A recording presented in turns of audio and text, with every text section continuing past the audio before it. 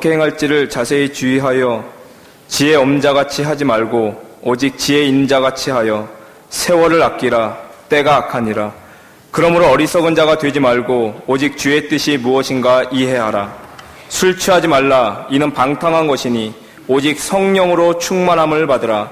시와 찬송과 신령한 노래들로 서로 화답하며 너희의 마음으로 주께 노래하며 찬송하며 범사의 우리 주 예수 그리스도의 이름으로 항상 아버지 하나님께 감사하며 그리스도를 경외함으로 피차 복종하라.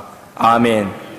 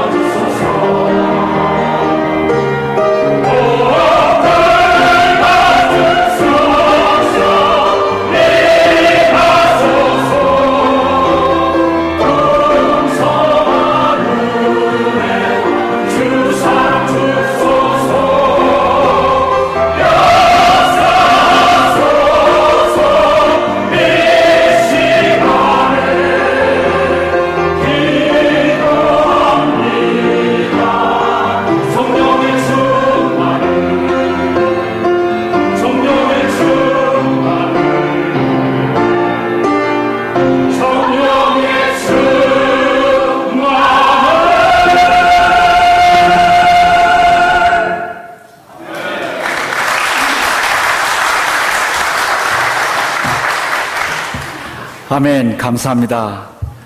우리를 사랑하시는 우리 아버지 하나님께서 우리 시카고에 있는 많은 주의 사랑하는 자녀들을 위해서 주님께서 귀히 쓰시는 김만풍 목사님을 저에게 보내주셨습니다.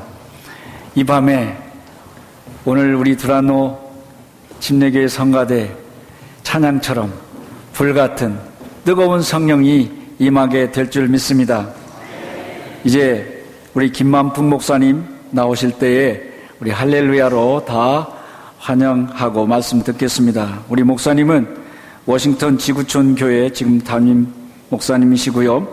국제 전도 폭발 북미주 한인 본부 대표가 되시고 국제 안호된 연구소 대표가 되십니다. 오랫동안 국제적으로 전 세계에 많은 그 전도 열매를 맺게 하기 위해서 전도 폭발과 안호된 전도 훈련으로 많은 목회자들을 훈련시키시고 또 많은 열매들을 거두신 귀한 목사님이십니다. 이제 우리 할렐루야로 영접하겠습니다.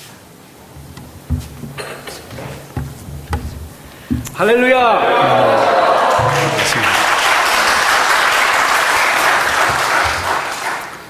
일리노이 지역에 여러 지역교회 안에 역사하시는 주님을 찬양합니다. 사모하는 심령들에게 모든 좋은 은사로 위로부터 채워주실 성령님을 기대합니다. 우리를 향하신 하나님 아버지의 뜻이 온전히 성취되는 이 집회 기간뿐 아니라 우리의 주님 다시 오시는 그날까지 이어질 우리 교회의 모든 성도들의 역사하는 삶의 현장이 되기를 예수님의 이름으로 축복합니다.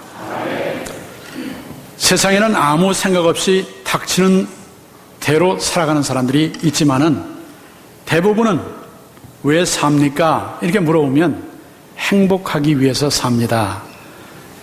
소크라테스부터 그렇게 인생의 목적을 행복에 두는 철학적 개념들이 제시되어 왔습니다. 그런데 어디서 행복을 찾느냐가 참 중요한 관건인 것 같습니다.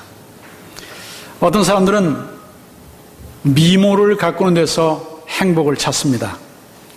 그런데 10대의 소녀는 깨끗하게 씻고 단정하게 머리 빗고 옷 잘 세탁해서 입고 나서면 너무나 아름답습니다.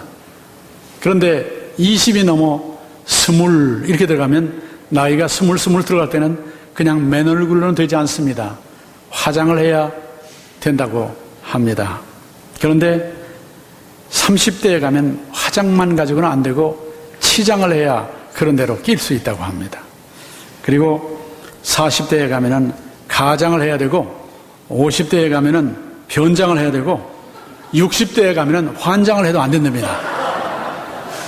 그래서 70 넘기고 80이 되면은 이제는 갖고나 마나 그렇게 하다가 결국에는 송장이 되는 게 인생 아니냐, 이렇게 말하는 사람들이 있습니다.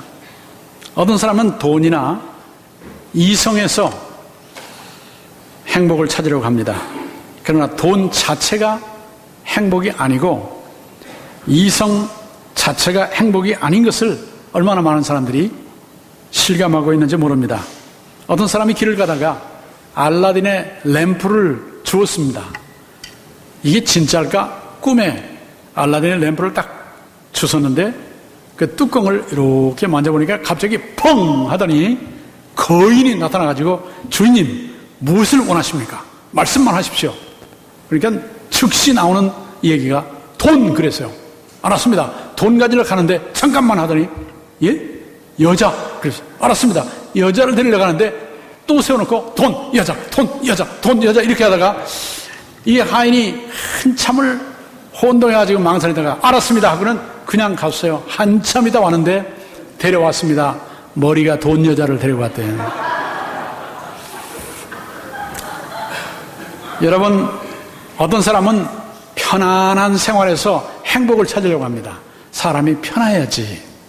얼마나 편한 것을 원했으면 옛날에 6.25 후에도 어머니들이 흔히 하시는 말씀들이 우리 딸 시집 잘 보내야 될 텐데 고생하지 말아야 될 텐데 먹을 것 입을 것 걱정하지 말아야 될 텐데 이렇게 하다가 시집 보내놓고 시집 잘 보냈다는 동네 어머니들의 자랑 이야기를 들으면 우리 집 딸은 얼마나 시집을 잘 가는지 손가락 끝에 물 한 방울도 묻히지 않고 살아간다고 그렇게 하는 이야기를 저는 어렸을 적에 들었습니다. 이상하게 생각했어요. 손가락 끝에 물 한 방울도 묻히지 않고 산다면 세수는 어떻게 할까? 응? 손 하나 까딱 안 하고 먹고 산다 그러길래 그러면 숟가락질 젓가락질 해야 먹을 텐데 어떻게 먹고 사나? 그런 생각을 저는 아직 이해가 안 될 어린 시절에 딸 시집 잘 보냈다는 어머니들의 자랑 속에서 듣고는 이상하게 생각했어요. 그리고 자라서 목회자가 돼가지고 병원 신방을 해보니까 손가락 끝에 물 한 방울도 묻히지 않고 사는 사람들이 병원에 있더라니까요. 손 하나 까딱 안 하고 먹고 사는 분들이 병원에 있더라니까요. 튜브를 넣어서 위장에 양식을 공급해주는 이런 사람들은 그런 사람을 보고 행복하다고 생각했을까 하다가 보니까 이거 먹는 문제, 입는 문제, 그 편안한 문제 이거 자체가 행복이 아니라는 것을 깨닫게 된 것이죠. 여러분, 막 달리는 것보다는요, 조깅으로 이렇게 산소 운동을 하면서 자기 페이스에 맞게 달리는 게 편하고요. 달리는 것보다는 걷는 게 편하고요. 걷는 것보다는 서 있는 게 편하고요. 서 있는 것보다는 앉아 있는 게 편하고요. 앉아서 그냥 멀뚱멀뚱 눈 뜨고 있는 것보다는 눈 감고 있는 게 편하고요. 그냥 눕는 게 편안한 거예요. 누워서 눈 뜨고 있는 것보다는 눈 감고 있는 게 편안하고요. 눈 감고 이 생각 저 생각 고민하는 것보다는 아무 생각도 없이 잠드는 게 편안한 거고요. 진짜 편하려면 그냥 가는 거예요. 그게 행복한 삶이 되겠습니까? 편안한 것 자체가 인생의 행복이 되겠느냐 하는 생각을 저는 해보았습니다. 여러분, 어떤 사람은 지식에서 행복을 찾기를 원합니다. 그러나 지식 자체가 물론 필요하지만은 미모도 필요하고 돈도 필요하고 편안한 것도 필요하지만은 지식 자체도 필요하지만 그 자체로 행복을 찾으려고 한다는 것은 어리석은 일인 것입니다. 여러분, 전도서 12장 12절은 많은 지식하는 것은 끝이 없고 많이 공부하는 것은 몸을 피곤하게 하느니라고 말씀하고 있습니다. 심신이 피곤하도록 공부하여 지식을 얻는 것 자체로 행복을 느낀다면 그 사람은 지식이 잘못 들어간 것일 거예요. 판단이 잘못된 것이죠. 누군가 이렇게 말했습니다. 나이 50이 넘으면 미의 평준화가 일어나고, 그리고 나이 60이 넘으면 지식의 평준화가 일어나며 나이 70이 넘으면 부의 평준화가 일어난다. 그렇게 말을 하더라고요. 50 넘어가면 그 얼굴이고요. 그리고 60 넘어가면 알 만큼 다 알기 때문에 많이 배운 사람이나 적게 배운 사람이나 그 지식이 그 지식이에요. 70 넘어가면 그동안에 하도 먹어보고 안 먹어보고 빼놓고는 다 먹어봤기 때문에 이 음식 저 음식 뭐 좋은데 다 찾아다녀봐도 그게 그겁니다.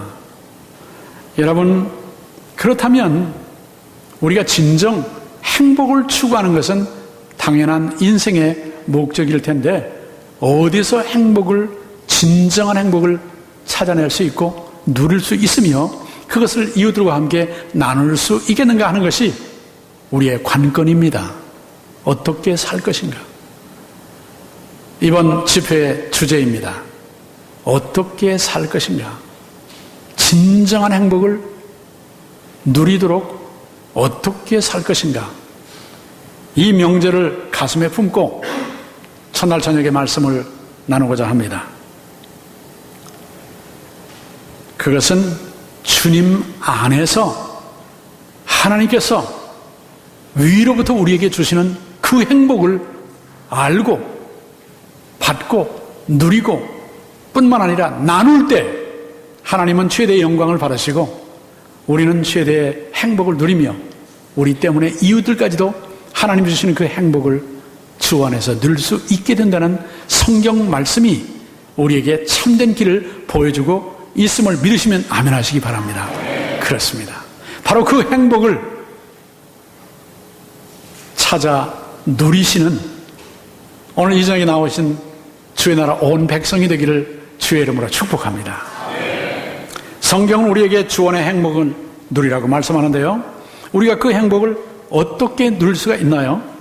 우리의 본문 에베소 5장 15절부터 21절의 말씀을 보니까 성령으로 충만하면 그 행복을 누릴 수 있다고 말씀합니다.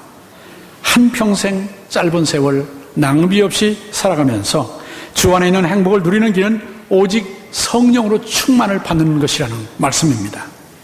어리석은 사람은 술 취하고 방탕하여 세월을 낭비합니다. 그러나 지혜로운 사람은 성령으로 충만해서 하나님의 뜻을 이해함으로 하나님의 뜻을 추구하는데 세월 낭비하지 아니하고 지름길로 갈 수가 있기 때문에 성령으로 충만하면 하나님의 뜻을 분별하게 되고 그 뜻을 추구하면 하늘로부터 임하는 하나님의 행복이 그리스도 예수의 이름으로 성령을 통해서 우리에게 주어지고 누려지고 나누어지게 된다는 말씀인 것이죠.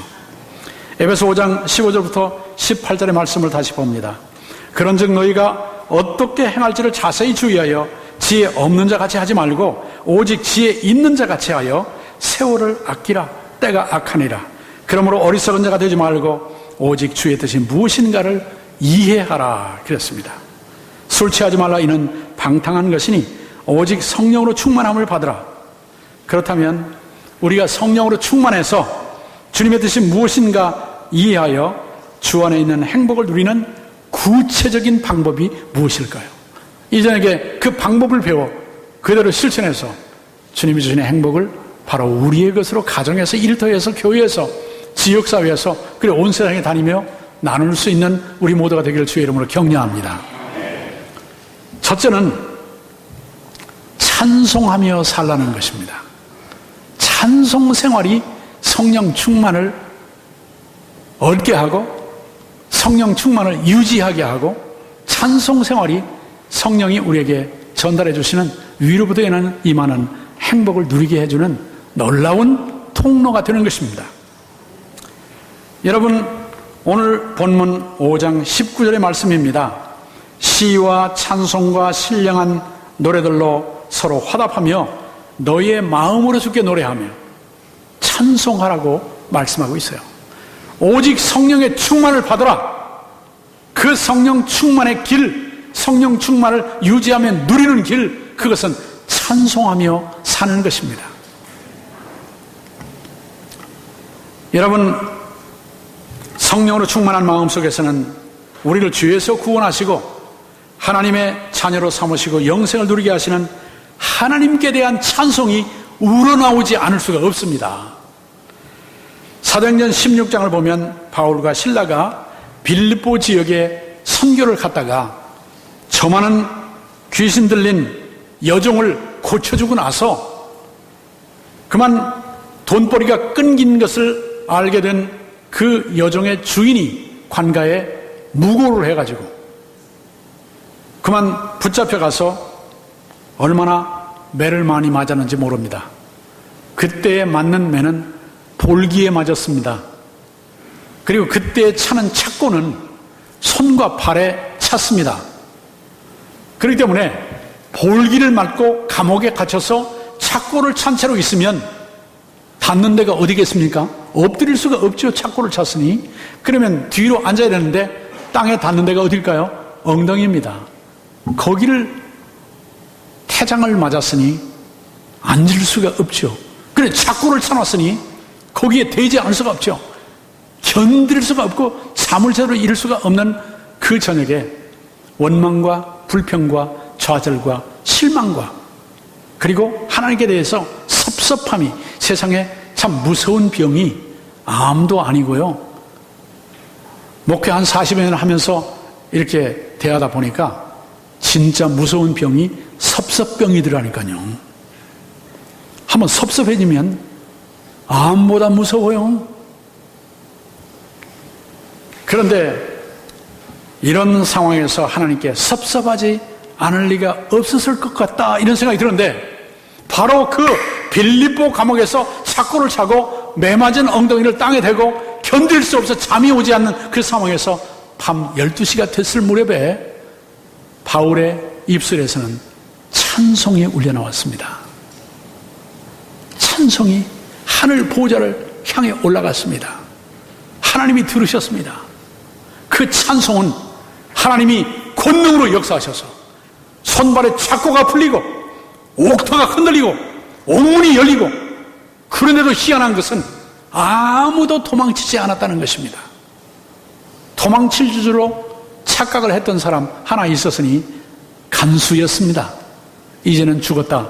스스로 검을 빼어 자결을 하려고 하는 순간에 우리가 다 여기 있다고 안심을 시켜놓고 상황을 보니까 옥문이 열리고 착고가 다 풀어졌는데도 죄수들이 하나도 도망치지 않고 그 자리에 있는 것을 보고 더 무서웠고 더 놀랍고 더 두려운 생각이 들었던 사람이 누굽니까?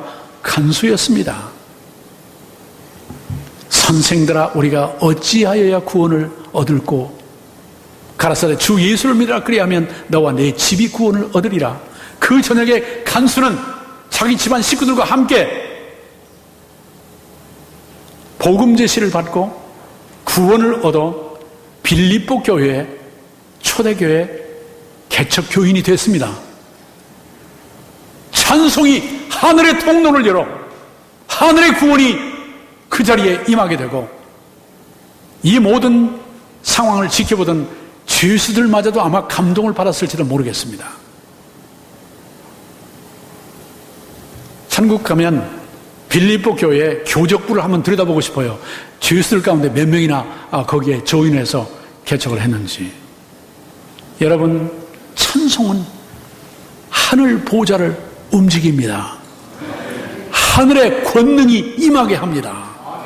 이 땅 위에서는 좌절과 절망과 속상함과 섭섭함과 고통과 괴로움, 소망이 보이지 않는 그런 상황에서도 찬송이 울려 퍼질 때 죄수들이 듣습니다. 세상 사람들이 듣습니다. 아니, 하나님이 들으십니다. 그리고 하늘과 통하게 만듭니다. 그리고 그런 변화가 일어나 교회가 탄생하게 되는 것입니다. 그리고 2000년이 지난 이 시대에 우리들까지도 그 사도행전 16장의 사건을 읽을 때 얼마나 감동과 도전과 격려와 주 안에 있는 하늘에 속한 기쁨과 행복을 누리게 하는지 모르는 것입니다. 찬송 생활이 성령을 통해 우리에게 하나님의 은혜가 임하게 하고, 찬송 생활이 우리 마음이 원망과 불평과 좌절과 낙심을 딛고 일어나서 하나님이 주시는 소망을 붙잡게 하고, 현실을 뛰어넘는 믿음을 붙잡게 하고, 그리고 그렇기 때문에 도저히 베풀 수 없는 사랑까지도 넘쳐나게 만드는 것이죠. 찬송의 통로로 하늘의 행복을 받아 누리고 나누시기를 주의 이름으로 축복합니다. 여러분, 저는 제 아내가 수술을 받고 병상에 누워 병원에서 치료를 받을 때 아내가 좋아한 찬송가, 그리고 아내가 평소에 또 즐겨 듣고 불렀던 그런 우리의 가곡들이 있었어요. 또 저희 어머님이 좋아했던 가곡도 있었어요. 저희 어머님은 바우곡의 언덕을 혼자 넘자니, 남편도 계시고 제가 6남매 장남이니까 6남매나 두셨는데 바느질 하면서 집안일 하시면서 틈나면 바우곡의 언덕 혼자 넘자. 아니, 왜 혼자 넘어요? 우리 자식들이 이렇게 많고, 아버지도 지금 정정하게 살아계신데. 그 노래 좋아하셨어요. 지금은요, 예수 믿고 나서 저 높은 곳을 향하여 내 주를 가까이 하가면, 이런 찬송가를 좋아하세요. 어머니의 표정이 달라졌어요. 어머니의 삶이 바뀌었다니까요. 아버지가 좋아한 노래가 있어요. 오늘도 걷는다마는 정처 없는 이 발길, 그걸 좋아하셨어요. 왜 정처가 없어요? 그리고 제 아내가 좋아하는 노래가 생각이 나가지고요. 비목. 뿐만 아니라 그 외정 때 고통받는 중에 가사가 나오고 작곡이 나왔던 단조로 되어 있는 가곡들, 이런 가곡들을 좋아했길래 가곡집 가운데 CD를 뽑아가지고 그 레코더에 넣어서 그 녹음기에 넣어가지고 병상에 있는 아내에게 갖다 주고 이거 들어보라고 틀어주고 왔어요. 그랬더니 집으로 전화가 왔어요. 제 집에 잠깐 또 아들 둘이 있었기 때문에 제가 돌보러 왔었는데 집에 전화가 왔어요. 여보, 왜? 무슨 일 있어? 그거 아니고 나 이거 병상에서 수술 끝나고 회복하는 과정에서 가곡을 들으니까 내가 너무 초라하다, 서글프다, 슬프다, 힘이 안 나. 그래서 그 찬송가 있지, 우리가 늘 듣던 거, 그 테이프 좀 갖다 줘요. 그러더라니까요. 깨달았어요. 저는 어릴 적부터 동요를 좋아했거든요. 동요. 있죠? 따르릉 따르릉 비껴나세요. 이건 안 좋아했어요. 그 예의가 갖춰지지 않았더라니까요. 저기 가는 전호인 꼬부랑 이게 이거 어린아이에게 그렇게 가르쳐가지고 되겠어요? 자기도 그렇게 들 건데 나중에. 버리장머리가 없는 노래예요, 그런 거. 그래서 제가 노래 할 때 처음에 동요를 좋아했던 게 있어요.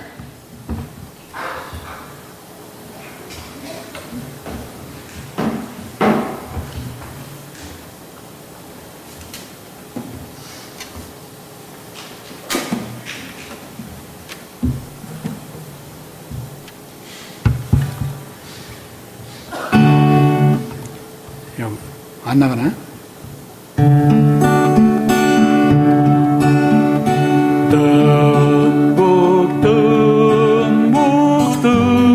듬북새 논에서 울고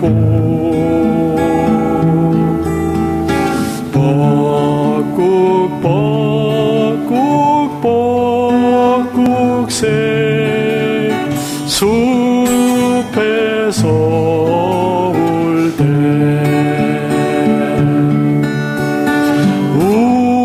우리 오빠 말 타고 서울 가시면 비단 구두 사가지고 오신다더니 여기까지는 좋았다니까요. 그런데 나중에 철들고 나서 2절을 불러보니까 그게 아니에요. 서울 가신 오빠는 소식도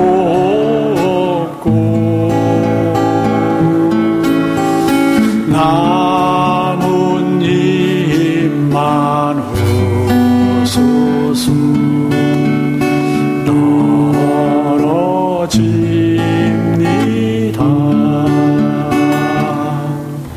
이렇게 되니까요, 그 오빠 지금도 안 왔잖아요.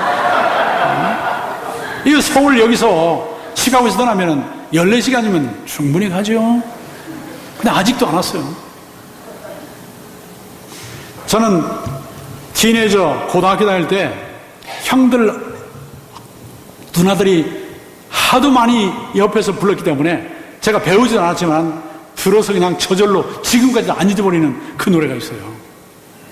여러분도 제 나이 좀 되신 분들은 그 시대에 70년대쯤 많이 들으셨을 거라고 생각합니다. 내 곁에만 내 곁에만 있어 주오. 가지 말고 곁에만 있어 주오. 여기까지는 좋다니까요. 그러나 지금은 내 곁을 떠났니. 내 사랑아 야속한 내 니마.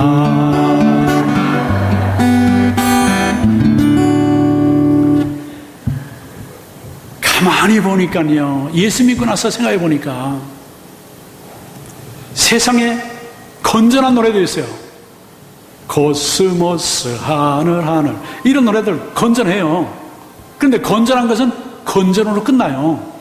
근데 건전은요, 건전지 달아지면 다운돼 버리죠. 그런데 이 세상의 유행가, 그 시대를 알려줘요. 그 시대의 정서를 느끼게 해줘요. 그래 친근감이 생겨요. 위로가 돼요. 격려가 돼요. 그런데 그 뒤에 어쩌다는 얘기예요. 이 세상에 일반적인 노래 중에 건전한 가사도 있지만 건전해봐야 건전이 달아질 때가 오고요. 이 세상의 일반 유행가 중에는요, 저는 김상국의 불나비 노래를 지금도 기억해요. 목소리도 특이하지. 얼마나 사마제는 이래가지고 불나비가 불이 좋아서 불로 뛰어들어다가 타 죽어버렸다는 거 아닙니까? 응? 세상에 많은 노래들, 전부 다 아니라고 제가 강조합니다. 많은 노래들 보니까요, 희망에서 시작해요. 사랑에서 시작해요. 기쁨에서 시작해요. 그리고는 뒤로 갈수록, 마지막 절로 갈수록 끄트머리는 헤어졌다, 이별했다, 죽었다, 끝났다, 슬프다, 괴롭다, 이런 얘기라니까요. 그런데 찬송가를 보니까요, 절망에서 시작해요. 깜깜한 현실 속에 시작해요. 이 땅 위에 소망이 없는 데서 시작을 해요. 그런데 2절, 3절로 가면요, 믿음의 역사가 일어나고 소망의 인내심이 생기고 사랑의 역사가 일어난다니까요. 결국에 하늘로 연결이 되고요, 주님 앞에 서게 되고요, 영원한 행복으로 인도되는 거예요. 그런 점에서 저는 찬송 생활을 한다는 본문의 말씀이 얼마나 우리의 행복을 열어주고 인도해주고 누리게 하고 나누게 하고 전파하고, 그리고 이 땅의 행복을 다 누려도 비교될 수 없는 죽음 저편의 영원한 행복을 보장해 주는 게 성령 충만이고 예수 믿고 구원받은 것이고 하나님의 자녀가 누리는 것이고, 그리고 하나님과의 관계에서 가장 기쁘고 행복하게 만드는 게 우리 때문에 하나님도 춤추게 하고 우리 때문에 하나님도 노래를 부르시고 기쁨을 이기지 못하여 하시는 그 놀라우신 주님의 모습까지 우리가 생각하며 행복을 누리게 만드는 게 성령 충만이고 그 통로가 찬송이라는 거죠.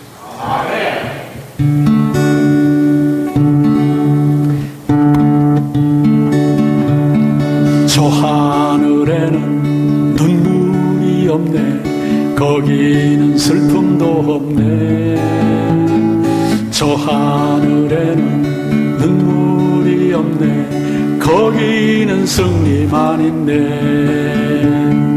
인간의 욕심은 사라져버리고 영광만 가득 차겠네.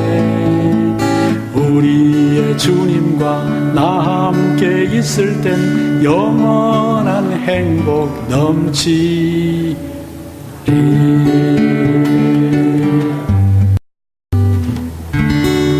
아멘. 그렇습니다.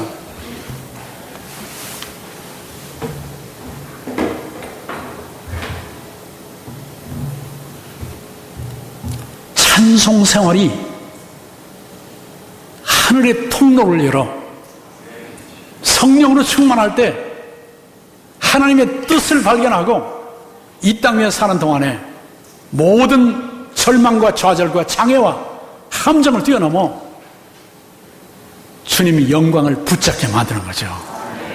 주님이 영광의 보좌 앞에서 누릴 어린 양의 혼인잔치에 참여했을 때 누리게 될 그 궁극적인 하나님의 영광, 우리의 행복, 우리의 기쁨, 모두의 기쁨이 넘쳐나게 하는 길이라는 것입니다. 중국에 갔던 어떤 분이 찬송가를 부르는데요, 창세기 1장부터 부르더래요.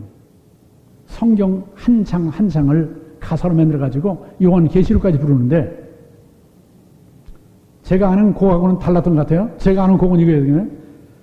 창세기 1장은 창조장, 2장은 낙원장, 3장은 범죄, 4장 가인, 5장은 아담 족보장, 6장은 방주, 7장 홍수, 8장은 상륙장, 9장은 무지개장, 10장은 노아 족보장. 저는 이렇게 불렀는데요, 그 곡은 아니더래요. 그런데 창세기부터 계시록까지 하는데 너무너무 은혜스럽고 신나고 신기하고, 그리고 야 나도 배우고 싶다 하고 불렀는데요, 1시간 걸리더랍니다. 계시록까지 끝나는데. 얼마나 은혜가 충만해. 내가 저 가사 다 베껴가지고 가겠다 이렇게 했는데, 한 번 더 부릅시다 할 때는 은혜가 안 되더라는데.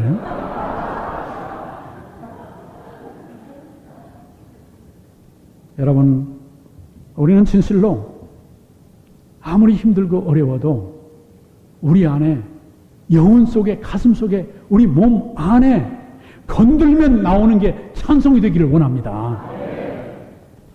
찬송가를 많이 하고 복음성가를 오늘 저녁에 좋은 찬양을 많이 불렀는데요. 이걸 많이 알고 건들면 나오게 될 만큼 되니까요. 그분들 부부싸움이 희한해지더라고요. 막 화가 나지고 금방 벼락불이 떨어질 것 같은 이런 직전에도 마음속에서 자기 마음속에서 찬송가 가사가 떠오르기 시작하더니 한쪽에서 찬송가를 부르시니까 상대방도 그런지라 둘이 찬송 부르고 끝나더라니까요. 그리고 기도하고 끝나요. 유행가 부르면요 싸움으로 끝나죠. 장르. 다 그런 건 아니겠지만은 많은 유행가 부르면 청초해져요. 청승 맞고 초라해진다 그 뜻이에요. 그러다가 피차에 의심이 생기고요. 그 노래를 좋아해? 가사가 그런데 혹시 좋아하는 딴 사람 있나? 뭐 이러다 보면 싸우는 거죠. 그런 점에서 그리스도 예수 안에 있는 순수하고 순결하며 거룩한 사랑, 믿음과 소망, 사랑이 넘쳐나는 궁극적으로 하나님 보좌 앞에 우리를 불러 모으는 그곳으로 향하게 하는 찬송 생활이 성령 충만한 생활이고, 성령 충만하면 찬송이 넘쳐나고, 찬송이 넘쳐나는 곳에 이 땅의 모든 슬픔과 역경을 뚫고 하나님 앞에서 궁극적으로 누리를 진정한 주님이 주는 행복을 누리게 되겠으니, 이런 찬송 생활이 우리 모두의 삶의 현장에 넘쳐나기를 주의 이름으로 축복합니다. 둘째로, 우리가 진정한 행복을 누리려면 감사 생활이 넘쳐나야 돼요. 감사하며 살라는 것이죠. 한번 따라 할까요? 감사하며 삽시다. 아까는 찬송하며 삽시다요. 둘째는 감사하며 삽시다 합니다. 왜냐면요, 본문에 보니까 20절에 범사에 우리 주 예수 그리스도의 이름으로 항상 아버지 하나님께 뭐라고 했죠? 감사하며 그랬어요. 감사하며. 성령으로 충만하면 독생자 예수 그리스도의 십자가를 통해서 우리를 구원해 주신 하나님 아버지 친히 십자가에 달려 우리의 모든 죄를 대신 담당하심으로 우리를 죄에서 건져내 주신 우리의 구원자, 우리의 주인, 주님이신 예수님, 그리고 그 구원을 깨달아 알도록 우리를 거듭나게 하시고 진리의 말씀을 통해서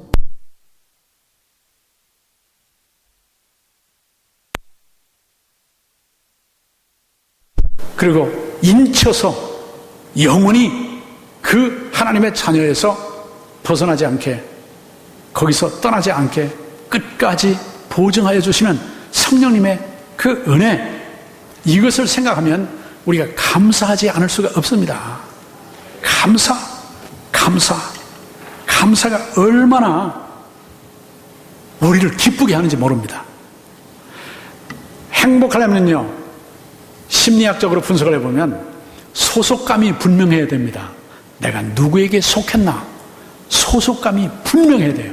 교회에 대한 소속감, 하나님 나라에 대한 소속감, 주님께 대한 소속감, 나의 가족에 대한 소속감, 소속감이 분명치 않은 사람은요, 행복할 수가 없어요.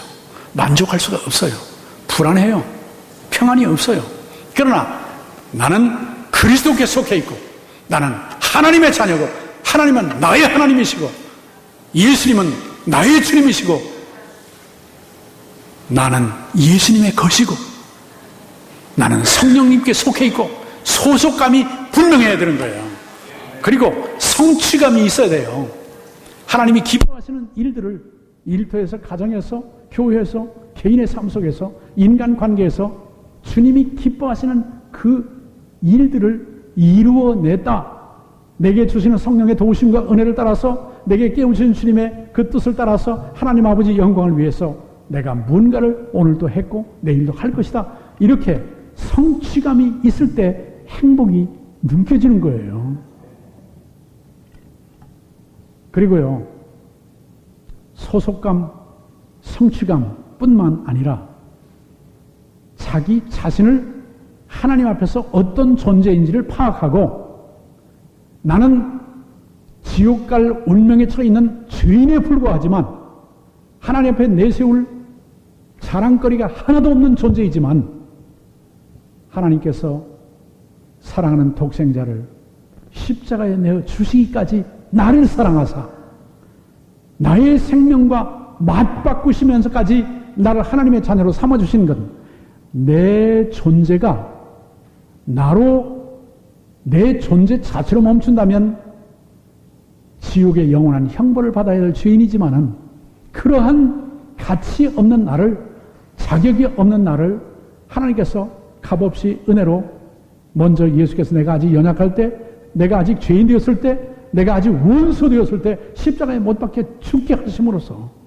우리에게 대한 하나님의 사랑을 확증하여 주셨다는 이 말씀, 그 말씀 생각하면 나는 예수님 목숨과 맞바꾼, 예수님께서 자기 생명을 내어주셔서 나를 구원해 주시니 나의 존재는 그리스도 예수 안에 있을 때 이렇게 소중한 하나님의 자녀다, 하나님의 일꾼이다, 하나님의 뜻을 이룰 특권을 가진 사람이다. 이런 의미에서 나의 존재 자체에 대한 자존감이 건강해지는 거예요.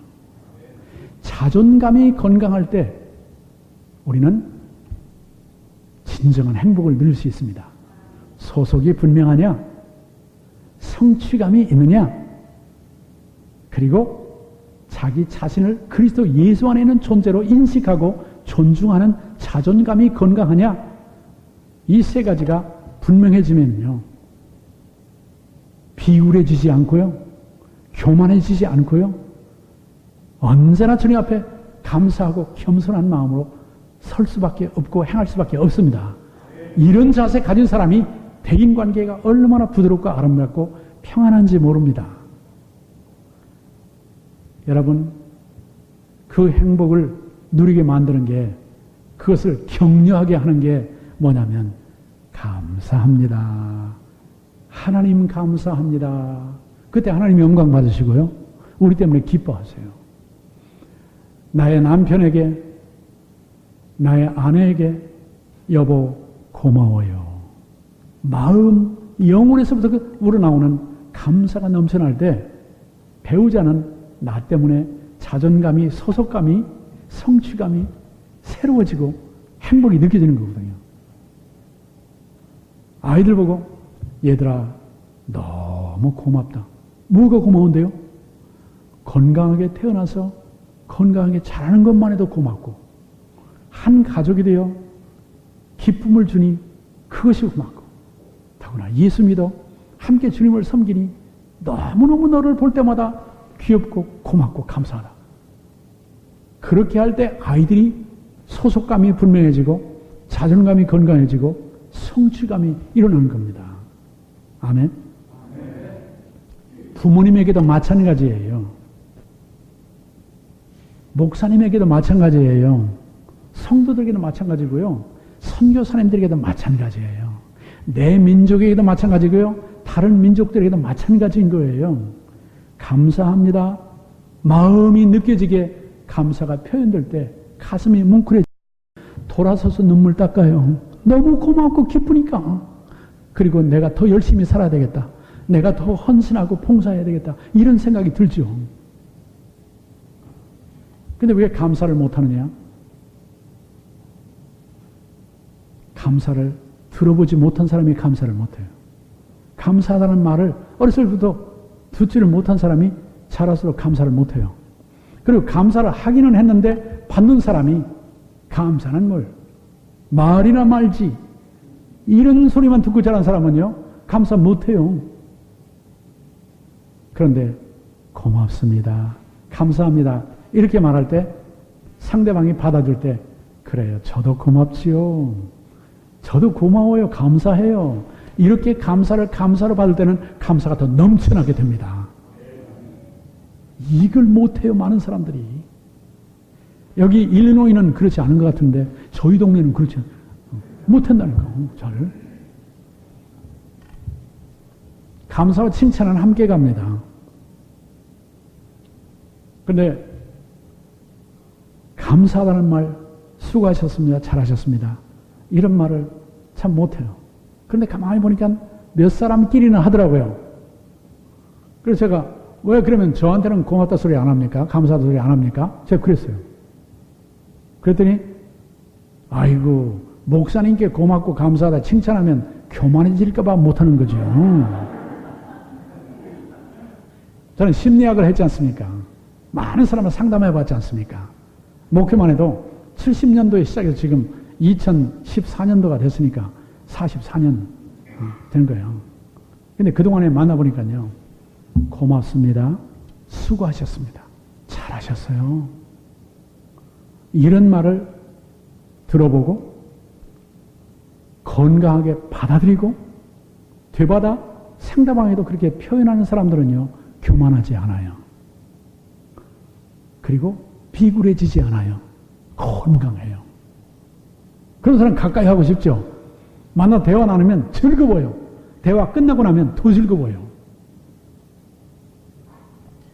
그리고 시간이 많이 갔어도 또 하고 싶고요. 또 만나고 싶고요.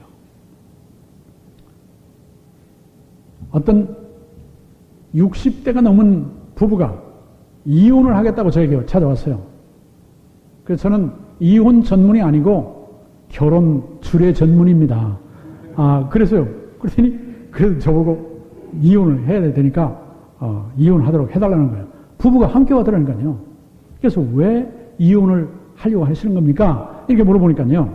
그분은 하시는 말씀이 나는 시집 오기 전부터 중매로 그리고 이제 상당 기간 동안 연애로 그러다가 결혼하게 됐는데 시부모님이 너무너무 건강이 약하셔가지고 아직 결혼도 하기 전에 나는 주말마다 시댁에 가서 집안 청소해드리고 반찬 만들어드리고 그리고 음식 해서 올리고 그렇게 오곤 했다. 그리고 결혼해서는 남편 일하는 거 같이 아침부터 따라가서 하루 종일 같이 일하고 저녁에 와서 집안 식구들 다 돌보고 세탁기 돌리고 음식 다 준비해서 먹이고 그리고 애들까지 시켜서 재우고 그리고 남편 잠든 뒤에도 30분은 더 일하고 잤고 남편보다 적어도 30분은 먼저 일어나서 그렇게 아침 챙겨주고 이렇게 했다. 그리고 남편이 식성이 얼마나 까다로운지 그냥 그대로 해달라는 대로 안 해주면 그냥 밥상 물려버리는 이런 스타일인데 한 번은 늘 에그 프라이 좋아하고 또 그 삶은 계란 좋아하니까 그래서 준비하려고 언제나 신선한 계란을 냉장고에 갖다 놓는데 물어봐야 된대요. 또 내일 아침 계란 어떻게 해드릴까요? 그랬더니 이 남편이 그랬대요. 하나는 반숙해오고 하나는 써니사이드 업 이렇게 프라이 해오라.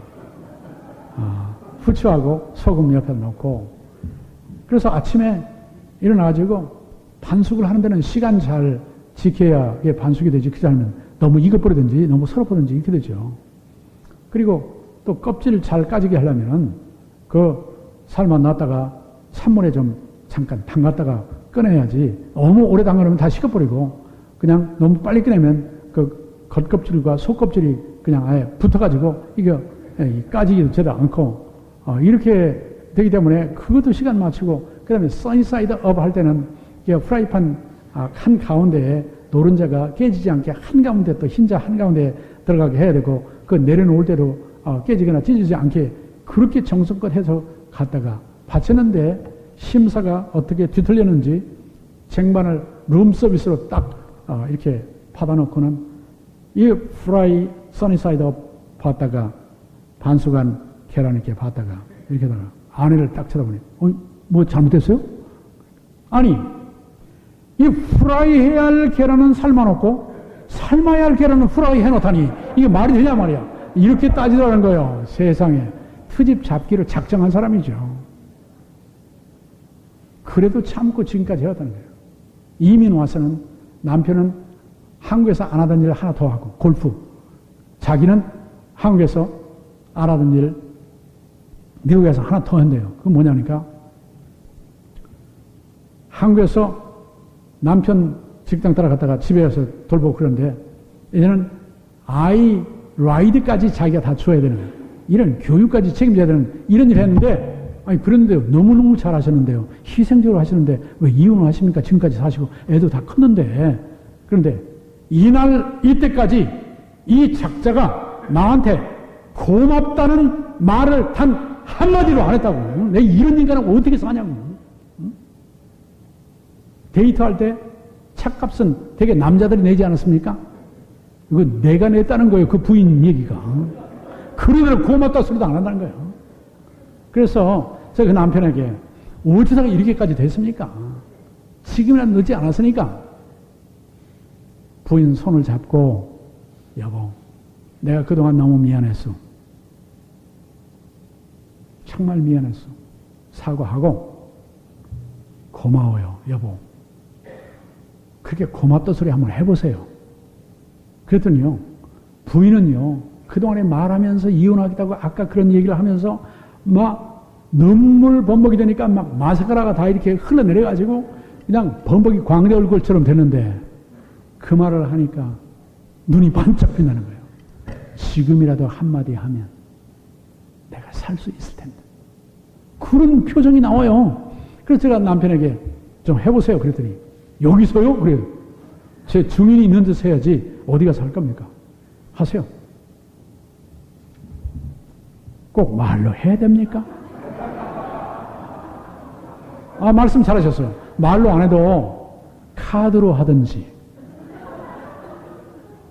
또는 선물로 하든지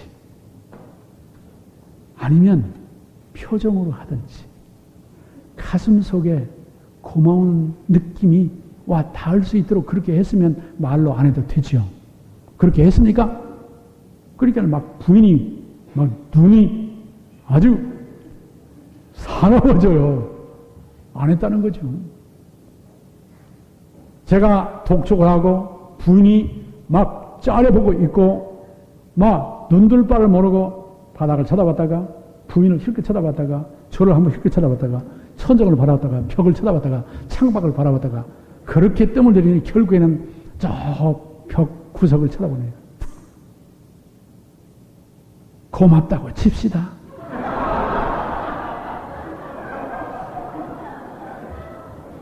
아, 정말 저도 세상에 이런 분이 다 있나 그랬어요. 여러분, 이 시간에 제가 여러분 귀에 할 말씀을 들려드릴 테니까 입을 열어 말씀하시면서 주위 사람들에게 한번 표현을 해보세요. 이때 주의할 게 있어요. 식구가 눈이 부러질 때는 더 따뜻하게 하세요. 남들이 부러질 때도, 남들이 시선이 부러질 때도 그냥 따뜻하게 하세요. 자, 제가 말씀 넣어드립니다. 저한테는 할 필요 없어요. 저는 하도 많이 들어가지고 다른 분들에게 한번 주위 사람에게 해보세요. 심지어 주위에 왼수가 있다고 해도 한번 해보세요. 자, 수고하셨습니다. 잘하셨어요. 멋져요. 감사합니다. 미안해요. 용서하세요. 감사합니다. 여러분, 제가 너무너무 속상하고 기운 빠지고 좌절했을 때 제 아내가 말없이 저에게 다가오더니 집에서 제 어깨에 손을 얹고 여보, 많이 수고했어요. 나도 알아요. 그럴 때요, 제가 눈물이 솟아나더라니까요. 또 한 번은 제 아내가 너무너무 속상한 말을 들었어요. 교인에게. 정말 속상한 말을 들었어요. 집에까지 아무 말도 없이 온 저는 소파에 앉아 있었고 제 아내가 앉아 옆으로 조용히 다가가서 저도 아내의 어깨에 손을 얹고 여보, 나도 아까 그 당하는 모습을 봤는데 내가 이해해. 여보, 잘 참았어. 그리고 가만히 있었어요. 그런데요, 처음에는 눈물만 두둑두둑 손등에 떨어지더니요, 어깨가 들썩거리더니 정말 설게 울더라고요. 그러다가 눈물이 그친 뒤에, 안정이 된 뒤에 저를 보더니 여보, 고마워요. 그러더라고요. 부모님도 마찬가지예요. 나이 고하를 막론하고 고맙습니다. 감사합니다. 아니 하나님께도 하나님 은혜가 너무 고맙습니다. 감사합니다. 하나님이 영광을 받으신다니까요. 기뻐하세요. 우리를 사랑하시죠. 우리 사람끼리도 마찬가지입니다. 다시 한 번만 더 해요. 고맙습니다. 표현을 바꿔서 감사해요. 예, 훌륭하세요. 잘하셨어요. 감사는요, 은혜를 아는 사람이 감사해요. 성령의 터치를 받은 사람이 감사해요.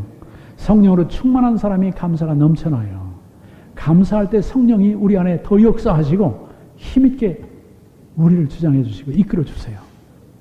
여러분, 감사 소리 못 듣고 감사라는 말 못 듣고 사는 사람이 제일 불쌍한 사람들이에요. 감사하는 말을 들을 때 우리는 내가 세상에 존재할 가치가 있다. 누군가 나 때문에 감사하다면 나는 더 열심히 살아야지. 건강을 유지해야지. 내가 치료받아야지. 내가 잘 먹고 힘을 얻어야지. 이런 용기가 생기는 거예요. 감사는 우리 모두 되기를. 우리 각각 섬기는 모든 교회 감사가 넘쳐나되 여러분 때문에 감사가 넘쳐나 하나님 보좌까지 감사가 막 향기로 올려지게 되기를. 그래서 지역사회가 달라지고 세상이 바뀌게 되는, 가정이 달라지고 일터가 달라지는, 교회가 분위기가 바뀌어지는 역사가 성령 충만하여 감사가 넘쳐나서 그렇게 이루어지는 놀라운 부흥의 역사를 체험하시기를 주의 이름으로 축복합니다. 마지막으로요, 진정 우리가 하나님이 주시는 행복을 누리기를 원한다면 피차에 복종하는 삶을 살아야 돼요. 여기 본문 말씀 20절에 보면 그리스도를 경외함으로 피차 복종하라 그랬어요. 그리스도를 경외함으로가 중요한 말씀이에요. 그리스도를 하나님으로, 그리스도를 주님으로, 그리스도를 왕으로, 그리스도를 나의 구원자로 이렇게 모시고 그분이 원하시는 뜻을 따라서 하나님 아버지의 뜻 안에서 성령이 인도하시는 성경 말씀에 계시된 뜻 안에서 누가 무슨 말을 하든지 그것은 그 사람을 통해서 주님이 우리에게 주시는 음성으로 듣고 그 사람 때문이 아니라 나보다 나이가 어린데 저 사람 나보다 무식한데 나보다 배우지 못했는데 나보다 뭐 인물이 모자란데 뭐 여러 가지 이유가 있을지라도 그 사람 안에서 역사하시는 성령님을 바라보고 그 사람이 믿는 주님이신 예수님을 바라보고 그 사람을 하나님의 자녀로 삼으시는 하나님 아버지를 바라보고 그가 하나님 뜻을 따라 말한 것은 피차에 복종할 때에 교회는 하나 되는 겁니다. 가정이 하나 돼요. 일터도 하나 된다니까요. 지역사회 하나 돼요. 하나 되는 길이 달리 없습니다. 하나님 뜻대로 분별해서 성령이 인도하시는 대로 예수님의 이름을 존귀하기 위해서 주 뜻대로 행하면 하나 되는 겁니다. 왜? 주님은 한 분밖에 안 계시거든요. 그런데 주님을 나의 부리는 종으로 삼고 주님 내 뜻대로 그렇게 내 뜻대로 주님을 모시고 사는 사람은 사람마다 그 자기 뜻이 다르니까 하나 될 수가 없는 것이죠. 그러면 교회가 힘쓸 일이 무엇입니까? 성경을 배워야 된다니까요. 주님의 뜻을 분별할 수 있어야 돼요. 디모데후서 2장 15절이 무슨 말씀입니까? 내가 하나님의 말씀을 옳게 분별하며 부끄러울 것이 없는 일꾼으로 인정된 자로 내 자신을 주께 드리기를 힘쓰라고 그랬어요. 여러분, 그러므로 특별히 우리 침례교단에서 강조한 점이 무엇입니까? 성경을 공부하라는 거예요. 철저히 성경을 공부하는 교단을 초월해서 천국에 가면 다 만날 테니까 이 땅에 사는 동안에 성경을 읽고 연구하고 묵상하고 암송하고 그리고 클래스에서 그룹으로 셀에서 속에서 구역에서 성경을 함께 나누며 공부해서 주의 뜻을 옳게 분별하는 우리 모두가 되기를 주의 이름으로 축복합니다. 그래야 누가 무슨 말을 하든지 주님의 뜻을 말했을 때는 피차에 복종해야 되는 것입니다. 참 희한한 생각이 사람이 많이 모인 자리에서 나올 수가 있어요. 어느 교회에서 최근에 건물을 새로 짓게 됐어요. 건축위원회가 모였습니다. 목사님 함께 모였는데 목사님이 제안을 했습니다. 언제나 오늘은 여기는 전혀 다르네요. 언제나 그 교회 예배 시간에 보면 앞자리는 횡단이 비어있고 저 뒷자리에 앉아있는 거예요. 그래서 왜 뒷자리 그렇게 많이 앉고 앞자리는 안 나옵니까? 이유가 많아요. 목사님 침 튈까봐, 그리고 뒤돌아이 할 때 끝나고 나갈 때는 늦게 나갈까봐 뭐 여러 가지 이유가 있어요. 그런데요, 목사님이 그것이 앞으로 와서 앉으라고 해도 안 앉고 안내원을 두고 뒤에는 막 동아줄로 이렇게 다 막아놔도 그냥 뚫고 들어가서 거기 앉지. 이 앞에 안 나오니까 이거 이왕에 최신식 건물을 지을 때 이 강대상 여기다가 버튼 하나를 답시다. 그 뭘 건데요?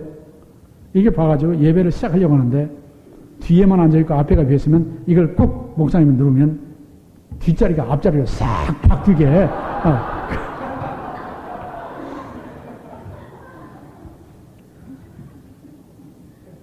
그러니까 일리가 있다 생각하고 그 건축위원들이 동의를 해서 허가를 했대요. 다른 거 없습니까? 그러더니 이왕에 다는 거 하나 더 답시다. 평신도가 그러더래요. 그 뭔데요? 이 회중석에도 이 버튼을 이렇게 양쪽에 하나씩 달아가지고 목사님이 시간이 지났는데도 안 끝나다든지 설교를 재미없게 한다든지 졸리게 한다든지 할 때는 우리도 누군가를 눌러가지고 강대상이 푹 꺼지게 만듭시다. 목사님 생각하고 처음부터 없는 걸로 합시다. 그랬더니 별별 희한한 생각들이 다 나올 수 있는데요. 주의 뜻이 옳게 분별될 때, 그리고 분별된 말씀이 모두에게 생명의 말씀으로 받아들여질 때, 하나님 말씀의 권위, 하나님의 권위가 인정될 때 누가 말하든지 말하는 그 말이 하나님의 뜻에 일치된 말을 할 때 우리 교회는 하나 됩니다. 가정도 하나 돼요. 일터도 하나가 됩니다. 우리 국가도 하나 될 수가 있습니다. 주님을 경외함으로, 그리스도를 경외함으로 피차에 복종하는 것이 진정 이 땅 위에서부터 위로부터 임하는 행복을 누리는 길입니다. 오늘 이 저녁에 세 가지 말씀 나눴어요. 첫째로 찬송 생활, 둘째로 감사 생활, 셋째로 피차에 복종하는 생활을 할 때 성령 충만하여 하나님 베푸시는 그 은총 속에 진정한 만족과 행복을 이 땅에서 누리고 이 땅에서 나누고 하나님 영광을 최대로 올려드려 주님 보좌 앞에 서는 그날 우리에게 말할 수 없는 기쁨의 순간이 우리에게 임하게 될 것입니다. 그날까지 성령 충만하여 찬송, 감사, 피차 복종하는 삶을 살기로 결단하시는 분은 함께 일어나셔서 통성으로 저와 함께 기도하십시다. 다 같이 통성으로 기도할 때 주여 성령으로 충만해서 내가 찬송 생활하기를 원합니다. 감사 생활하기를 원합니다. 피차 복종하는 삶을 살기를 원합니다. 도우시옵소서, 변화시켜 주시옵소서, 이렇게 살게 하여 주시옵소서. 다 같이 통성으로 기도하겠습니다. 하나님 감사합니다. 주여 감사합니다. 우리에게 말씀으로 도전해